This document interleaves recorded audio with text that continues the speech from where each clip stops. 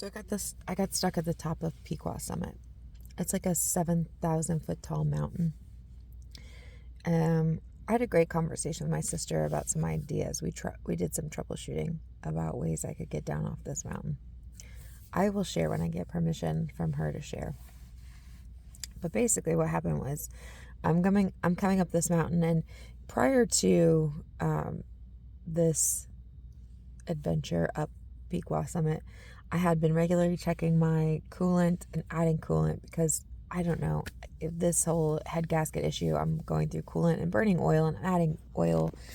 But when I'm coming up this mountain, the oil gauge is fluctuating between 40 pounds per oil time and 20 pounds per oil time. You know that's what it is. Let's just say that's what it is. We're going to say that's what it is. It's pounds per oil time. That's what I've decided.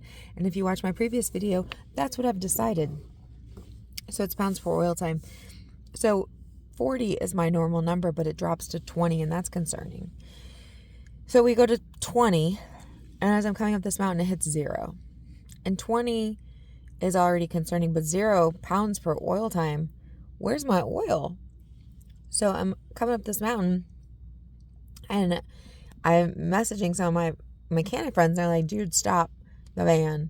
Don't drive any further. And I'm like, well, I'm a mile from the top of the mountain, and it says rest area at the top of the mountain. So I'm like, that sounds safer than stopping, because it's like 11 o'clock, 10 o'clock at night in the dark on the side of the highway, expressway, freeway, whatever y'all people call it, depending where you are in the world.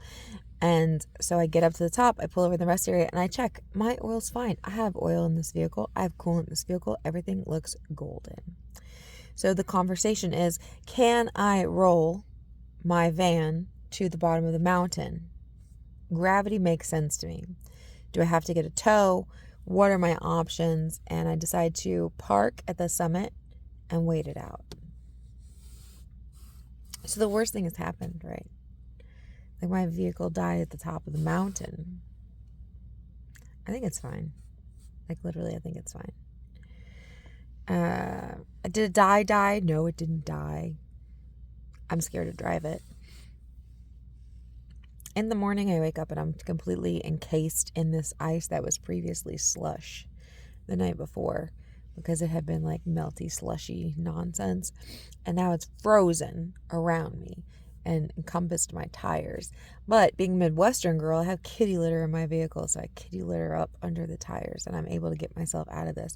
Then I roll down into Wells in the morning, and when I get down into Wells, the town that's at the bottom of the mountain, they say you have no oil in your vehicle. But when I got to the top of the mountain the night before, I had plenty of oil. I was like at the mark. I had plenty of oil in my vehicle. Where did all that oil go? Anybody out there, where did all that oil go? There were no leaks, there were no drips. Where did 5 quarts of oil go?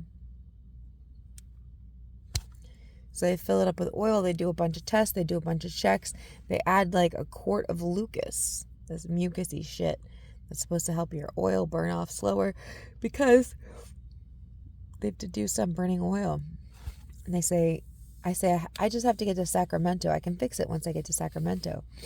And they say, are you a gambling woman? And I'm like, what is that supposed to mean? 50-50 shot, you'll get to Sacramento. Fun fact, there's a storm coming over the Sierras.